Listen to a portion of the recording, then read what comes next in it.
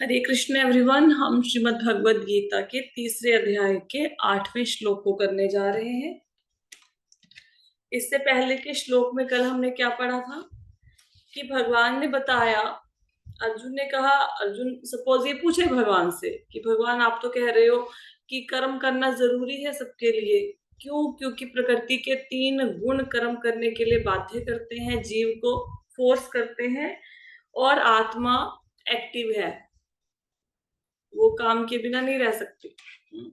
तो भगवान ने बताया, आप कह रहे हो कि कर्म करना जरूरी है, लेकिन बहुत सारे ऐसे बाबा लोग हैं जो कर्म नहीं करते, फिर भी उनके कितने फॉलोअर्स हैं, अगर कोई पूछे तो भगवान कहते कि सिर्फ सन्यासी के जैसे वस्त्र धारण करने से कोई सन्यासी नहीं बन जाता। वो मिथ्याचारी होता है जो बाहर से दिखाए कि मैंने सारी आसक्ति का त्याग कर दिया और मन में विषय भोगों की कामना करे।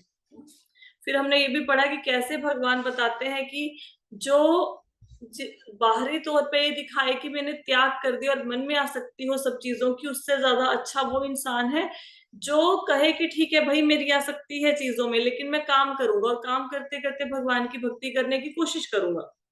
वो भगवान को अधिक प्रिय है। तो हमने जाना कि गृहस्थ जो है, जितने भी गृहस्थ लोग हैं, वो भगवान को कितने प्रिय हैं। अटैच सन्यासी से डिटैच गृहस्था भगवान को अधिक प्रिय है, ये हमने कल जाना। अब इसके आगे का श्लोक करते हैं।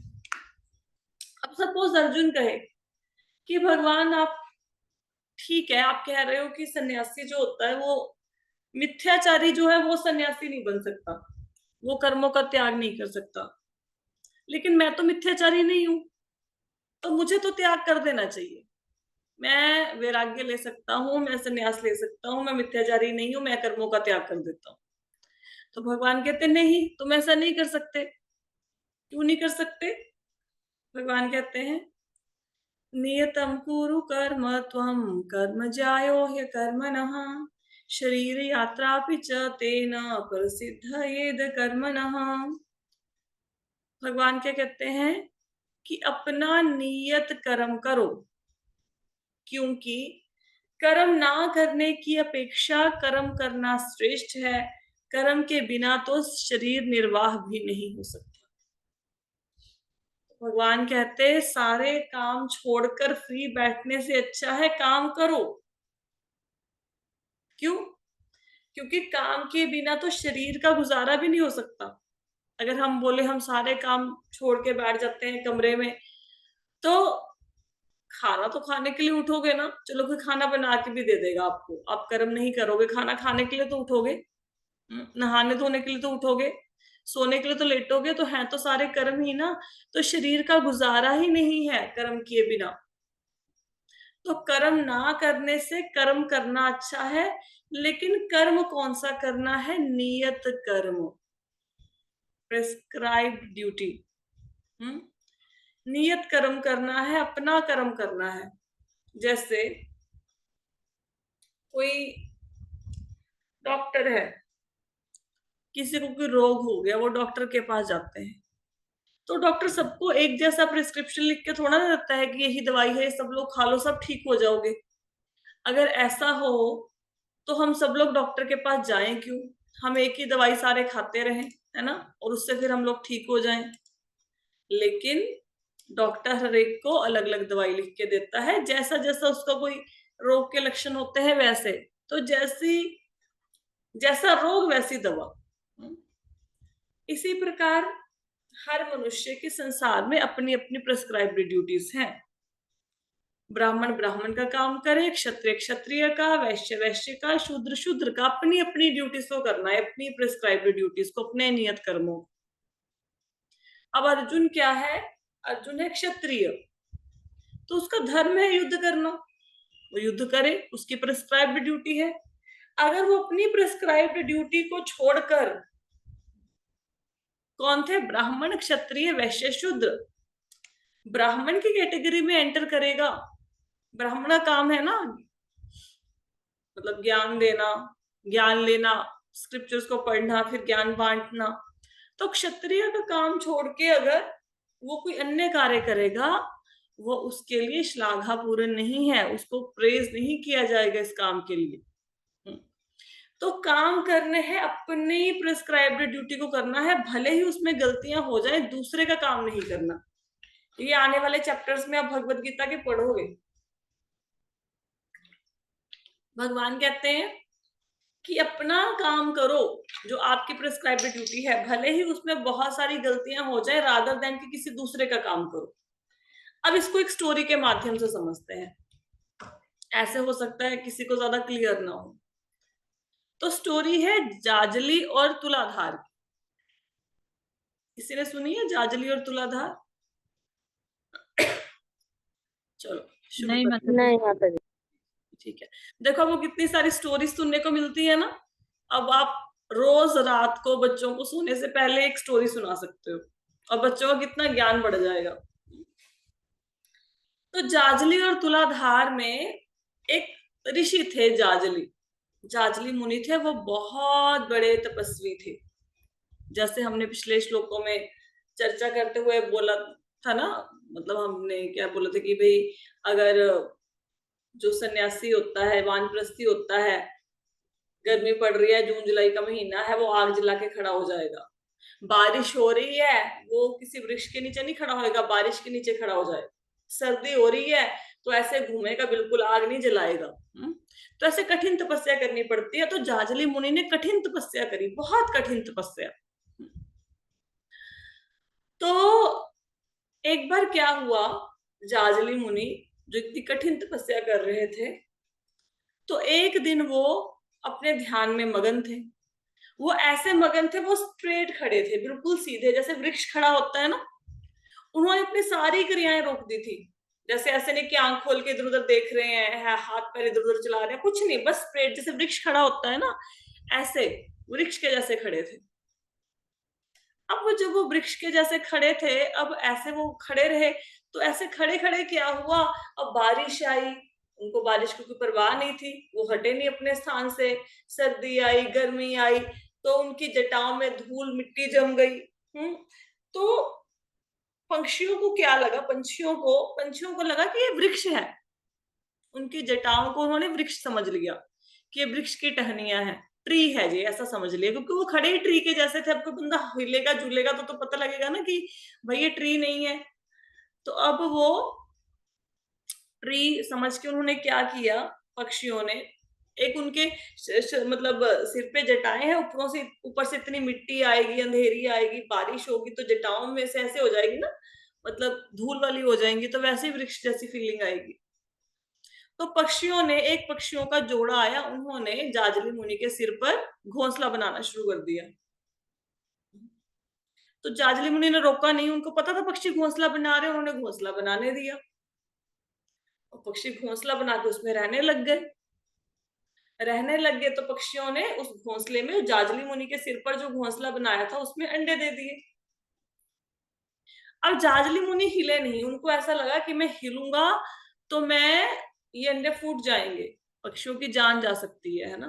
फिर उन्होंने सोचा कि अगर मैं हिलूंगा, घोंसला हिल गया, पक्षी जाते हैं सुबह भोजन की तलाश में, शाम को घर वापस आते हैं, तो देखेंगे भी हमने अंडे दिए थे, हमारे अंडे नहीं है, तो फिर उनको दुख होगा ये देख के कि अंडे नहीं है। तो ऐसे खड़े रहे, समय बीता, अंडों में से बच्चे निकल आए।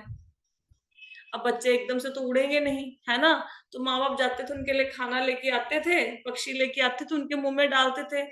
तो जाजली मुनि ने सोचा अगर मैं हिल जाऊंगा तो ये पक्षी जो है सुबह जाते हैं अपने बच्चों को छोड़कर, है ना, ये आके देखेंगे हमारे बच्चे कहाँ हैं, इनको बच्चे नहीं मिलेंगे, और बच्चे भी खाना कहाँ से खाएंगे, क्योंकि मैं हिल जाऊंगा, बच्चे नीचे गिर जाएंगे, मर जाएंगे, या मैं घोंसले को किसी और जगह पे रख दूं, पक्षियों को आके घोंसला मिले ना, बच्चे माँ बाप से बिछड़ जाएंगे। तो ऐसे ही खड़े रहे, 1.5 साल गुजर गए, ऐसे ही खड़े रहे।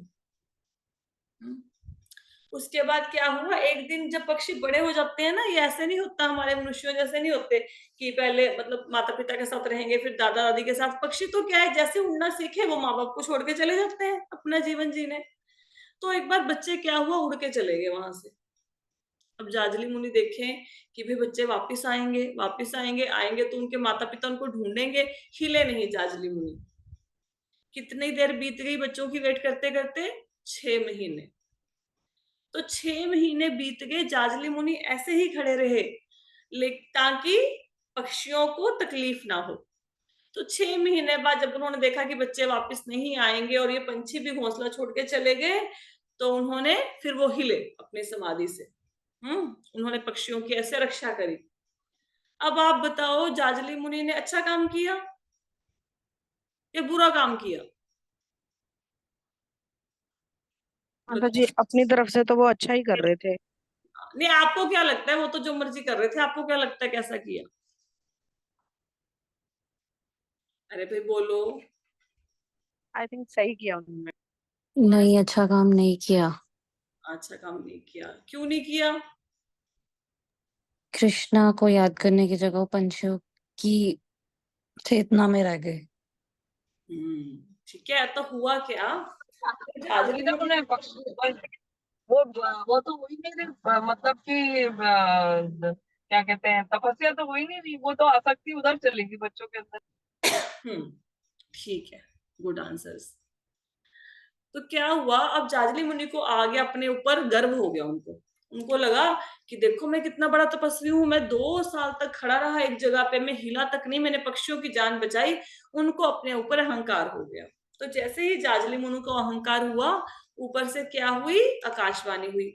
आकाशवाणी हुई कि भाई तुम्हें कैसे तपस्या के ऊपर इतना अहंकार कर रहे हो? तुम्हारा तुमसे अच्छा तो तुलाधार है, वो तो तुमसे ज्यादा अच्छी तपस्या करता है। तो जाजली मुनि को तो गुस्सा आ गया। उन्होंने सोचा कि भाई मैं इतनी अच्छी तपस्या कर रहा हूँ, मैं 2 साल से एक जगह पे खड़ा हूँ, पक्षियों की मैंने जान बचाई, उनको आश्रय दिया, ये तुलाधार कौन है? वो मेरे से ज्यादा अच्छी तपस्या कैसे कर सकता है? तो जाजली मुनि पहुंचे ढूंढते ढूंढते तुलाधार के पास।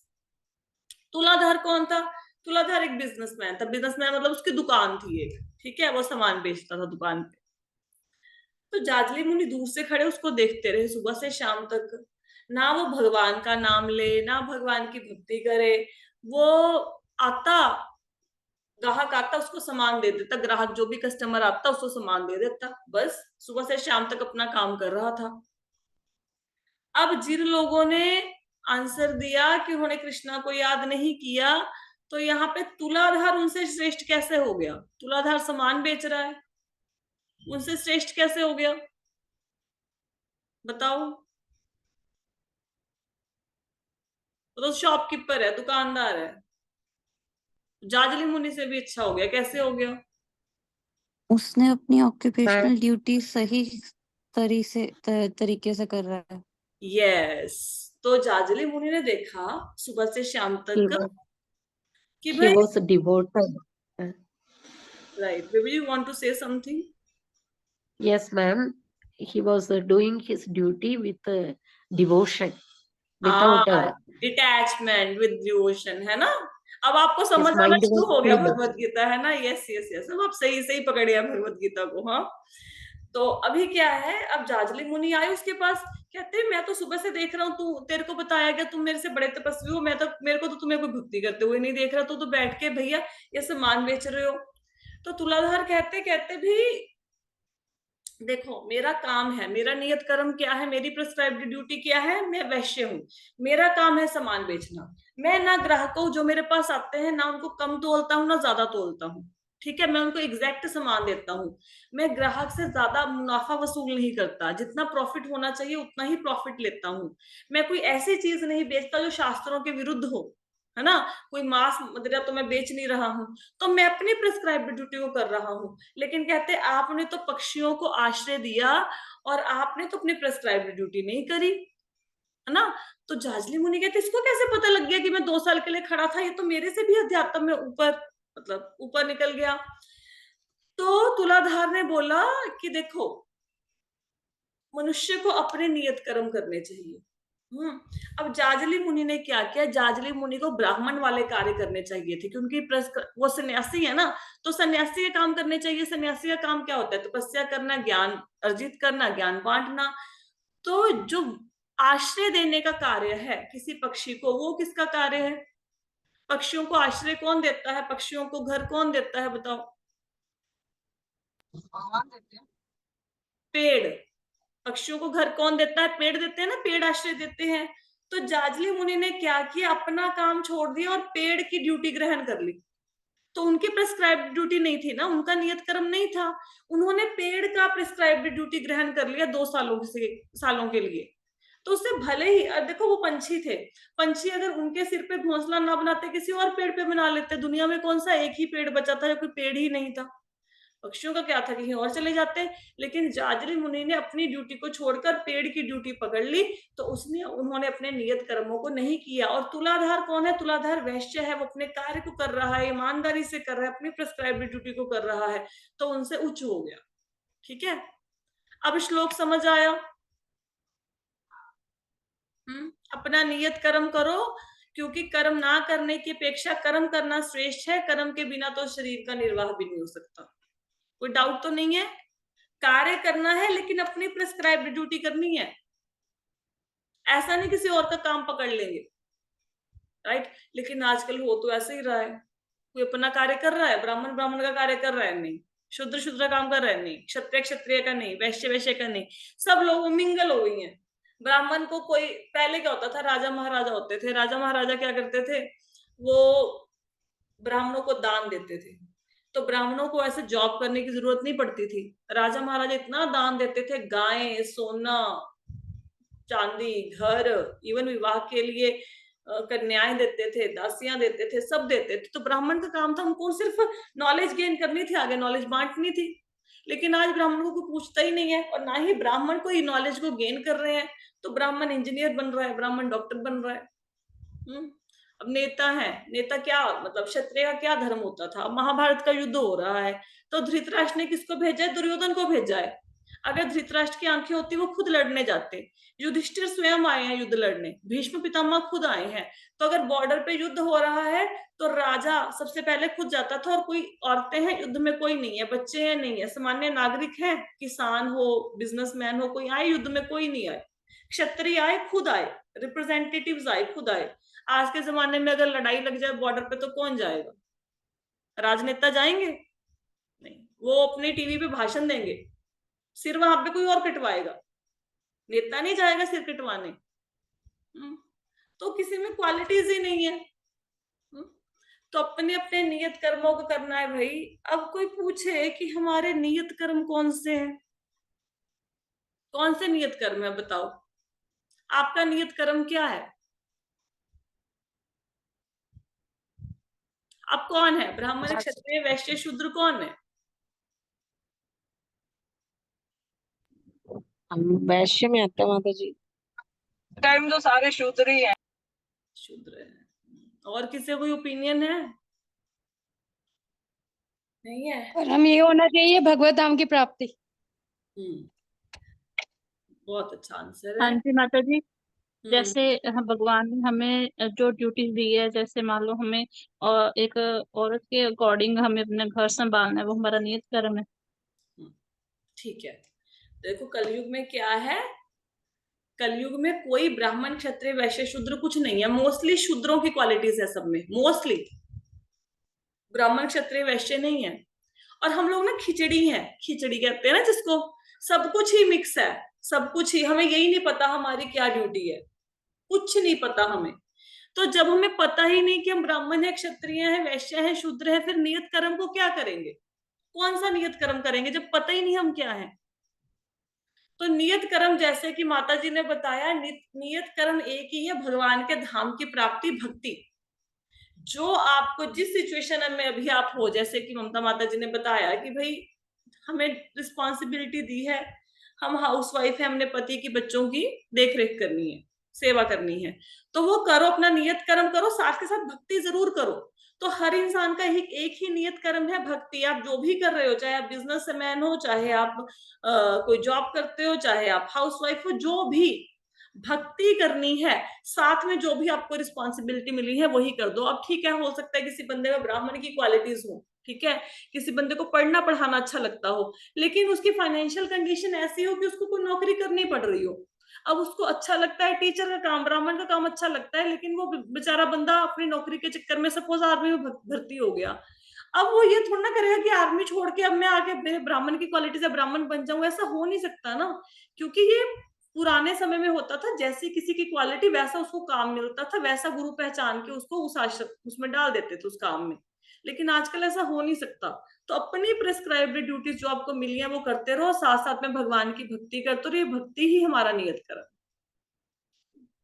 आगे चले, ठीक है। अब क्या है भी, समझ आ गया नियत कर्मों को करना है, सबको समझ आ गया ना। अब तो आप लोग भी अच्छे अच्छे आंसर देते हो जो लोग भगवत गीता सुन रहे हो, ठीक है। प्रेस्क्राइब ड्यूटीज को करना है, नियत कर्मों को। नियत कर्म बहुत अच्छे से सबको समझ आ गया होगा। ये भी समझ आ गया कि डिटैचमेंट विद रिजल्ट, कि रिजल्ट के साथ आसक्ति नहीं होनी चाहिए। प्रॉफिट हो लॉस हो कोई मतलब नहीं है, हार हो जीत हो, रिजल्ट के साथ कुछ लेना देनी नहीं है। अपनी ड्यूटीज को 100% निभाओ। अब प्रश्न ये आता है कि कोई काम करेंगे कोई रिजल्ट तो आएगा ही ना। अब बिजनेस कर रहे हैं, बिजनेस में प्रॉफिट तो होगा ना, या लॉस होगा, कुछ तो होगा। फिर जो रिजल्ट आया वो किसको दें? काम करेंगे तो रिजल्ट आएगा, काम करेंगे तो फल मिलेगा, तो फल किसको ऑफर करें, फल किसको दें? माता जी, जैसे जैसे आपने बोला था कृष्णा जी को अर्पण करो सारा, श्री भगवान को कृष्णाय अर्पित अर्पण करो मस्तु। ना। तो ये जो श्लोका है जो 3.9 है, इसी के साथ डील करता है, ठीक है। To home you can offer your result, है ना, रिजल्ट ऑफ योर एक्शन। तो श्लोका पढ़ते हैं। श्लोक है, बहुत सुंदर श्लोक है, मोस्टली गाया जाता है, सबको आता भी होता है, जिनको भगवत गीता आती है उनको ये श्लोक भी आता होता है। यज्ञर्थात् कर्मणो अन्यत्र लोकोऽयं कर्म बंधनः तदर्थं कर्म कौन्तेय मुक्त संगः समाचर।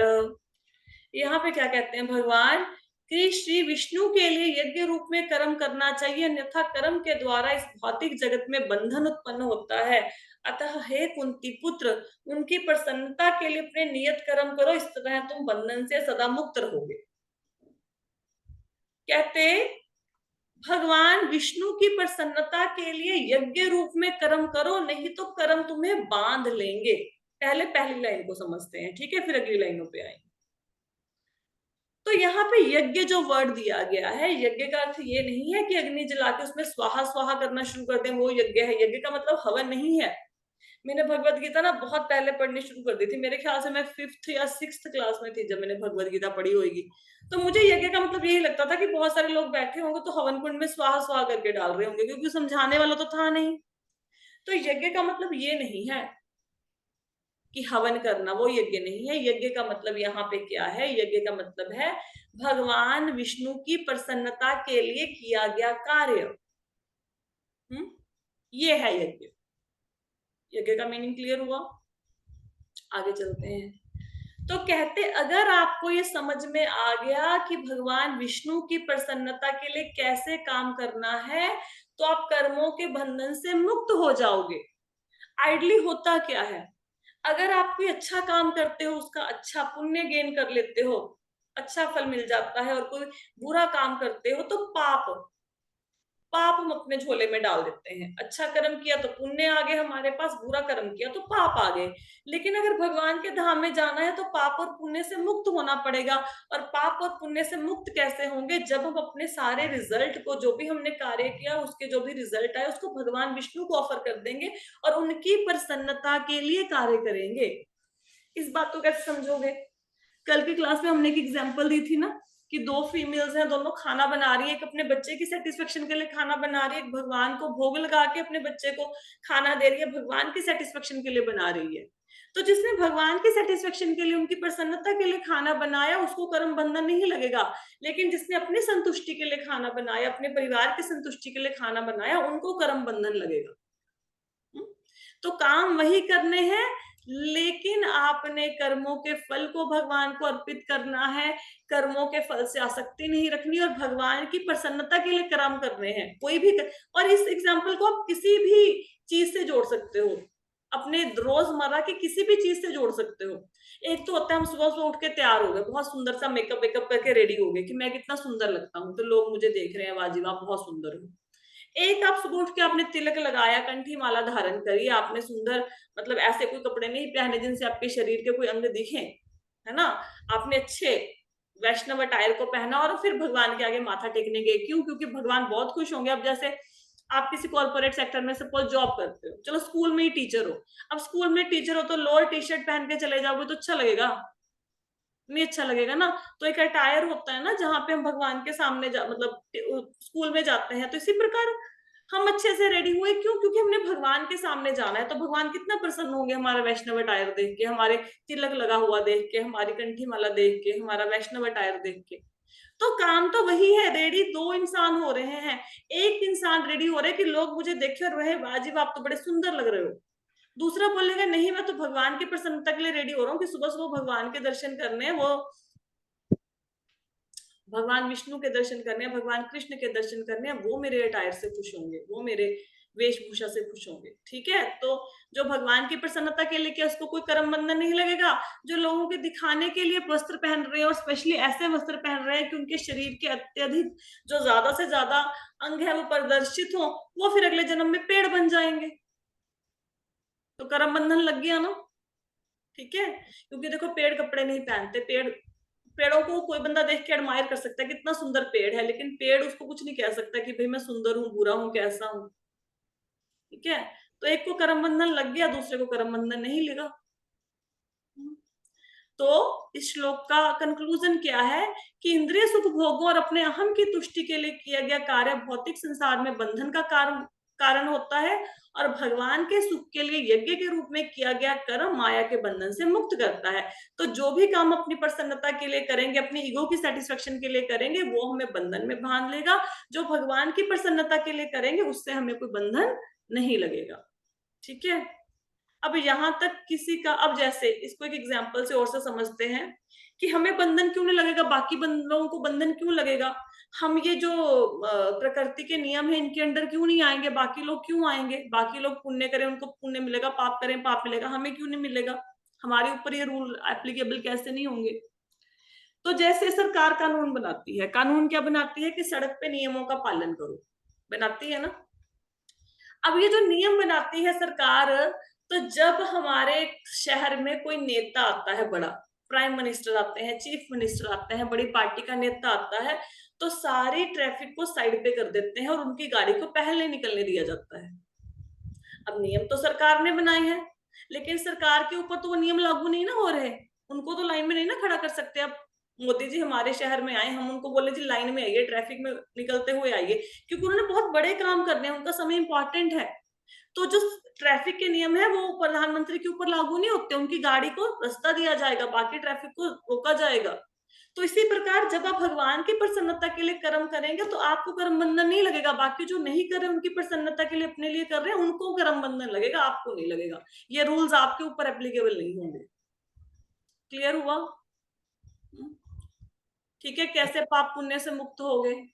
अब यहां तक किसी का कोई प्रश्न है इस श्लोक में? समझ आ माता गया। जी एक प्रश्न है माता जी। हाँ जी बताइए। माता जी जैसे कि पाप पुण्य में कह रहा है, ना चाह के भी हमसे कोई ना कोई गलती से जैसे पाप हो जाते हैं, कुछ हम गलत बोल देते हैं, किसी को कुछ गलत कह देते हैं, ये भी तो हम हमारे एक पाप के कर्म में ही जुड़ रहे हैं। देखो जब आप ना भगवान की भक्ति शुरू करोगे तो जाने अनजाने में पाप तो सबसे होते हैं। अब आप दही खाते हो, दही में इतने सारे बैक्टीरिया होते हैं, हमने खा लिए, वो भी तो जीव ही है ना। ठीक है, तो ऐसा नहीं है कि पाप नहीं होंगे, लेकिन जो भगवान का भक्त होता है वो कॉन्शियस हो जाता है, वो धीरे धीरे आपकी चेतना शुद्ध होती है। अब जैसे पता सब लोगों के घरों में जाले लगे होंगे, मकड़ियां भी होंगी, जो भगवान का भक्त होता है मकड़ी को मारने से पहले 100 बार सोचता है। और जब तक हम लोग भक्ति में नहीं आए थे हमने पता नहीं कितनी सारी मकड़ियां मारी होंगी। ऐसा होता है कि नहीं होता? अब जो लोग भक्ति में आए हैं किसी के साथ ऐसा हुआ है? जी माता हाँ जी। जी माता जी। होता है ना, पहले तो मारते थे, पहले तो ये मच्छर आया ठा, कॉकरोच दिखा मार दो चप्पल से, कितना करते थे। आजकल कर पाते हो आप ये गीता भागवत पढ़ने के बाद कॉकरोच आया मार दोगे उसको? नहीं माता जी, नहीं। No, ma'am. हाँ, तो No. आपकी चेतना शुद्ध होती है, हम पूरी तरह से पापों से मुक्त हो जाएं ऐसा नहीं होता। धीरे धीरे कॉन्शियसनेस ऐसी हो जाती है कि आप पाप कर ही नहीं पाते हो।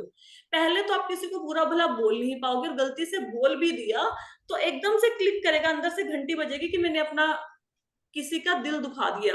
ये घंटी पहले नहीं बजती थी, ये अब बजती है, अब पता लगता है। विशाल प्रभु जी आपने ऐसा कभी रियलाइज किया? जी माता जी, बिल्कुल, बहुत बार जी। होता है ना। अब पहले क्या था, इसको नहीं बोल दिया कुछ, उसको बुरा भला बोल दिया, कोई फर्क ही नहीं पड़ता था, जिसको जो मर्जी मुंह में आता बोलते जाओ और फर्क पड़ता है। तो कैसे हुआ? जी माता जी। करने से, राइट। बट मैं चाहती जी थी माता जी। कोई ना, एक और प्रश्न बनता है इसमें, आपका ध्यान नहीं जा रहा। देखो एक और प्रश्न है, बहुत सुंदर प्रश्न है इस श्लोक में। किसी और का कोई प्रश्न है इस श्लोक में? हरे कृष्ण माता जी, मुझे क्लास लगा। हाँ, आप क्लास लगा लो बेटा, you can attend the class. Okay, so अच्छा, मुझे फिर आपका प्रश्न है तो मेरा एक प्रश्न है, यहाँ पे भगवान ने ये क्यों नहीं बोला कि मेरी प्रसन्नता के लिए यज्ञ रूप में कर्म करो, कृष्ण की प्रसन्नता के लिए यज्ञ रूप में कर्म करो, विष्णु भगवान की प्रसन्नता के लिए कर्म करो? ऐसा क्यों बोला बताओ? ये भगवान विष्णु बीच में कहां से आ गए भाई? कैसे आए बताओ? और प्रश्न भी नहीं पूछा किसी ने ना। माता जी जैसे गर्भोदक्षाय विष्णु है, वो हर एक मतलब उसमें है यूनिवर्स में, तो वो मतलब उनसे मतलब इसलिए कि वो मतलब सारे उसमें आते हैं ना, गर्भोदक्षाय विष्णु। गर्भोदक्ष विष्णु तो तो आते हैं, फिर कैसे विष्णु कैसे बोल रहे? रिलेट कीजिए ना इस उत्तर को अपने। काफी हद तक आप सही हो, लेकिन रिलेट कीजिए इसको। गर्भोदक्ष विष्णु तो है, लेकिन यहाँ पे फिर कृष्णा ने अपना नाम क्यों नहीं ले दिया भगवान ने? विष्णु भी कृष्ण का अंश है ना मैम। हाँ, अंश है तो अपना नाम क्यों नहीं लिया? विष्णु जी माता जी जैसे गर्भोदक्षाय विष्णु दो है, वो सारा कुछ उनके मतलब बॉडी हॉल से आता है, सब कुछ उनसे प्रकट, तो इस वजह से शायद, है ना। अच्छा ठीक है, तो आप माता जी मेरे हिसाब से ब्रह्मा विष्णु महेश जिन्होंने दुनिया का क्रिएटिव किया है, इसलिए इनका नाम वैसे ही फॉलोअप में आता है। कुछ आप नजदीक पहुंच गए उत्तर के, काफी हद तक। ठीक है, रिलेट नहीं कर पा रहे हो, थोड़ा थोड़ा पहुंच गए हो। देखो, सबसे पहले अब तक जो भगवान है, भगवान ने अर्जुन को ये नहीं बताया कि मैं ही भगवान हूं। अब तक नहीं बताया। 3.9 तक भगवान ने कहीं पे बोला कि मैं भगवान हूं? नहीं नहीं माता जी। बताया। नहीं माता जी। तो अब तक अर्जुन क्या समझ रहे हैं कि जो सामने खड़े हैं वो कौन है? मित्र है, मित्र कृष्ण मित्र। मित्र हैं उनके, मित्र समझते हैं ना। अब तक तो उनको मित्र माने। ऐसा नहीं कि अर्जुन को पता नहीं था कि ये कृष्ण ही भगवान है, उनको पता था, वो भगवान के पार्षद है, नित्य पार्षद है, उनको पता था। लेकिन योग माया ने अभी क्या किया है? योग माया ने उनके ऊपर पर्दा डाल दिया है, क्योंकि भगवान ने भगवत गीता बोलनी थी। तो अभी अर्जुन नहीं देख पा रहे कि कृष्ण ही भगवान है। तो अगर अभी तक देखो, अभी तक पूरा ज्ञान नहीं हुआ है ना। जैसे हम लोग होता है ना, जैसे कोई बंदा शिव जी की भक्ति कर रहा है सपोज, आप उसको एकदम से जाके बोलो नहीं कृष्ण ही भगवान है, कल से तुम ओम नमः शिवाय का जाप नहीं करोगे, तो उसकी फीलिंग्स हर्ट होती है ना। ऐसा तो एकदम से नहीं बोल सकते ना। तो ऐसे अब अर्जुन सामने उनके फ्रेंड खड़े हैं, अगर सडनली कोई आपसे सपोज कोई बंदा बोले, आपका फ्रेंड है, आपके घर पे आपको बोले मैं भगवान हूं, तो आपको कैसा लगेगा? आप शॉक हो जाओगे ना। तो भगवान कृष्ण को अभी तक भगवान कृष्ण ने अपने आप को अर्जुन को रिवील नहीं किया। He is the supreme personality of God head, मैं ही भगवान हूं, ये रिवील नहीं किया, ये बताया नहीं। तो इसलिए अर्जुन को क्या बोल रहे हैं कि भगवान विष्णु की प्रसन्नता के लिए यज्ञ करो। ठीक है, इसलिए यहाँ पे भगवान कृष्ण अपना नाम नहीं ले रहे, विष्णु का नाम ले रहे हैं, भगवान विष्णु का। ठीक है, लेकिन 18 चैप्टर में क्या होगा? भगवान बोलेंगे सर्वधर्मान परित्यज्य माम एकम शरणम व्रज, वहां पे बोलेंगे कि सारे धर्मों को त्याग के मेरी शरण लो, फिर अपने बारे में बोलेंगे। उससे पहले विराट रूप दिखा चुके होंगे। ठीक है, तो इसलिए भगवान बोल रहे हैं कि विष्णु के जो भगवान विष्णु की प्रसन्नता के लिए यज्ञ रूप में कर्म करना है। आप क्लियर हुआ? ठीक है। एक दूसरा कारण क्या है इसका? दूसरा कारण ये है, दूसरा कारण भाई देखो, जिन लोगों ने तो भगवत गीता भागवतम की क्लासें लगाई हैं, जैसे कौन में रेगुलर क्लास लगाते रहते हैं, उसको ये टॉपिक थोड़ा सा इजी लगेगा। जिन्होंने नहीं लगाई उसको हो सकता है थोड़ा सा टफ लगे। तो बस सुनते रहो, नहीं समझ में आया एक दो बार वीडियोस देख लेना। आज तो ये श्लोक कंप्लीट नहीं होएगा, कल ही हो पाएगा, जितना हो पाएगा उतना ही करेंगे आज। भगवान ने जितनी भी सृष्टि की रचना करी, जो भी रचा, उसमें से 75% स्पिरिचुअल वर्ल्ड है, 25% मटेरियल वर्ल्ड है, 75% आध्यात्मिक जगत है, 25% हमारा भौतिक जगत है। हमें ऐसा लगता है कि जो भगवान की भक्ति करके भगवान के धाम में जाते हैं ना, वो बहुत थोड़े से लोग होंगे। ऐसा लगता है ना हमें। एज ए लेमैन हम यही सोचेंगे कि नहीं हाँ सोचेंगे, जी, है ना? यही लगता है। ये लगता है कि हम तो थोड़े से लोग हैं, थोड़े से लोग होंगे जो भगवान की भक्ति करते होंगे, उनके धाम में जाते होंगे, बाकी सब लोग तो यहीं पे रहते हैं। ऐसा नहीं है। जो भगवान का आध्यात्मिक जगत है, गोलोक वृंदावन है, बैकुंठ है, वहां पे लोगों की संख्या हमारे लोगों की संख्या से कई गुना ज्यादा है। क्योंकि जो हमारी दुनिया है, हमारी दुनिया मतलब पृथ्वी की बात नहीं हो रही, एक यूनिवर्स की बात नहीं हो रही, असंख्य ऐसे यूनिवर्स है, असंख्य यूनिवर्स में असंख्य लोग रहते हैं, लेकिन आप उसको देख नहीं पाते हो। असंख्य ब्रह्मांडों में असंख्य लोग हैं, काउंट भी नहीं कर पाओगे, इतने लोग, इतने ब्रह्मांड। सिर्फ ये पृथ्वी एक गोला नहीं, कितने ब्रह्मांड। गोलोक वृंदावन का चार्ट पड़ा था ना, तो उसमें देखो कितने सारे प्लैनेट, 14 प्लैनेट फिर पढ़ते हैं कैसे कैसे था। तो बहुत ब्रह्मांड है, हम देख नहीं पाते उनको, ठीक है?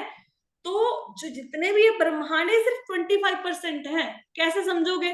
जैसे एक मतलब बहुत बड़ा खेत है, उसमें किसी ने एक छोटी सी बाल्टी रख दी और बाल्टी में सरसों के दाने रख दिए, तो थोड़े से हुए ना संख्या में। ऐसे मटेरियल वर्ल्ड सिर्फ 25% है और स्पिरिचुअल वर्ल्ड कितना है? 75%। तो जो ऊपर लोग रहते हैं उनकी संख्या बहुत अधिक है, हम तो बहुत थोड़े से लोग हैं। ठीक है, यहां तक समझ आया सबको? जी माता जी। जी माता जी। अब इसके आगे की स्टोरी हम करेंगे कल, और बहुत ही इंटरेस्टिंग है, बहुत इंटरेस्टिंग। जिनको पता है उनको भी, उनके लिए रिवाइज हो जाएगा, जिनको नहीं पता उनके लिए कुछ नई बातें खुलेंगी, लेकिन वो कल की क्लास में होंगी। आज तो हमारा समय होने वाला है, ठीक है? तो अगर किसी का कोई प्रश्न आंसर रह गया तो मेरे को लिख के भेज देना, कल की क्लास में इस क्वेश्चन को ले लेंगे। मेरे ख्याल से अब तक मैंने सारे क्वेश्चंस के आंसर दे दिए, ठीक है? सो ठीक है, thank you so much everyone for joining the session. Hare Krishna. Hare Hare Krishna Hare ji. Hare Krishna माता जी, धन्यवाद, प्रणाम। धन्यवाद।